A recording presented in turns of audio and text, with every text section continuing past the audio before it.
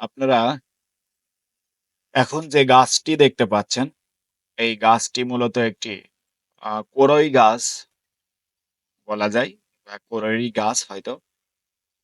দেখতে পাচ্ছেন আমার বলা যদি ভুল না হয়ে থাকে। কিন্তু এই গাছে আপনারা লক্ষ্য করলে দেখতে পাবেন অসংখ্য পরিমাণ বাদুড় রয়েছে। এরকম দৃশ্য সচরাচর দেখতে খুব কমই পাওয়া যায়। ছোটবেলায় অনেক জায়গাতেই প্রায়ই চোখে পড়তো যে বিভিন্ন প্রকার গাছে বিশেষ করে তাল গাছে অনেক শকুন বসে থাকতে দেখতাম আমরা।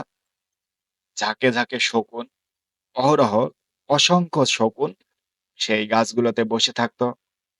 অনেক জায়গায় দেখতাম যে গাছে প্রচুর পরিমাণ বাদুড়, অনেক বড়, বড় বাদুড় রয়েছে। অনেকদিন পরে আজকে দেখতে পেলাম সেই বাদুড়কে।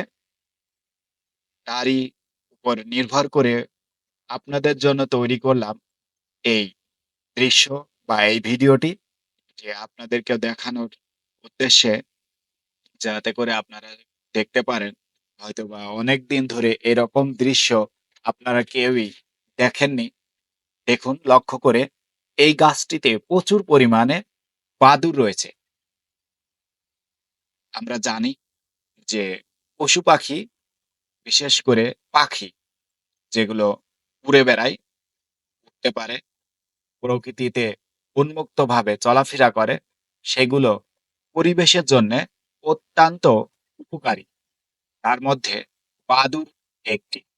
বাদুড় আপনার অনেক ধরনের ক্ষতিকারক পোকামাকড় খেয়ে থাকে।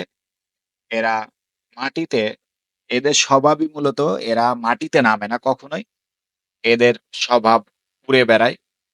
গাছে, গাছে ঘুরে বেড়াবে, গাছের ফল খাবে, পাকা ফল বলেন আর কাঁচা ফল বলেন, এদের আ যেটির প্রতি নজর পড়ে সেটি আসলে এরা খেয়ে ফেলে। বিশেষ করে পাকা ফলের ক্ষেত্রে এরা বেশি খেয়ে হয়তো ক্ষতি করে। কিন্তু এই বাদুড় বেশিরভাগটাই মানুষের জন্যে উপকারী। তার কারণ হচ্ছে বাদুড় আ প্রকৃতিতে ভারসাম্য রক্ষার জন্যে যে পোকামাকড় হয়ে থাকে, সেই পোকামাকড়গুলোকে তারা খেয়ে ফেলে। যার প্রেক্ষিতে পরিবেশের ভারসাম্য রক্ষা করা অনেকটাই আ সুন্দর হয়ে ওঠে বা উপযোগী হয়ে ওঠে। যেটাই বলি, বাদুড় এখন অনেকটাই দুর্লভ্য হয়ে গেছে আমাদের স সবার জন্যই। যেটি আসলেই সচরাচর চোখের সামনে পড়ে না বললেই চলে। আসলেই সুন্দর একটি দৃশ্য আমার কাছে মনে হয়েছে।